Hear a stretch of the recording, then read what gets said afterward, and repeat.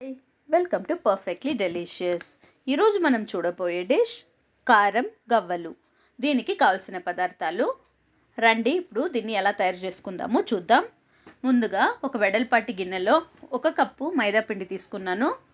మీరు మైదాకు బదులుగా గోధుమ పిండి కూడా కలిపి చేసుకోవచ్చు. ఇందులో రుచికి తగినంత ఉప్పు,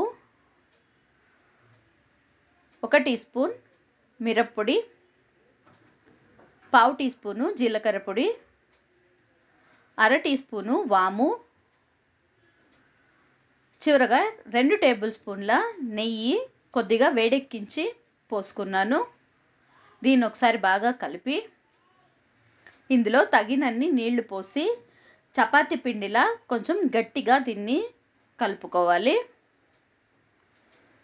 నాకు ఇక్కడ 1/2 కప్పు దాకా నీళ్ళు పట్టింది. మీరు చూసుకొని కొంచెం చపాతీ పిండి కన్నా కొంచెం గట్టిగానే దీన్ని కలుపుకోవాలి. ఇలా నేను కలిపి 10 నిమిషాలు నానబెట్టాను.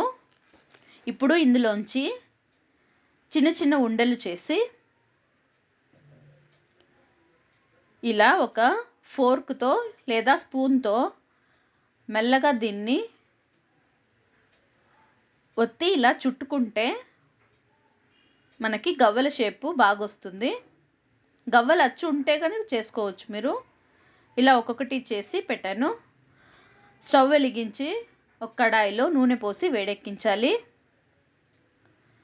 నూనె కాగాక మనం చేసి పెట్టుకున్న కారపు గవ్వలు ఒక్కొక్కటి వేసి మంచి గోల్డెన్ కలర్ వచ్చేదాకా దీన్ని ఫ్రై చేసుకోవాలి.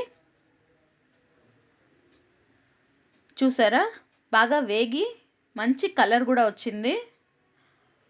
ఇప్పుడు నూనె వడకట్టి ఒక ప్లేట్లో తీసుకుందాము.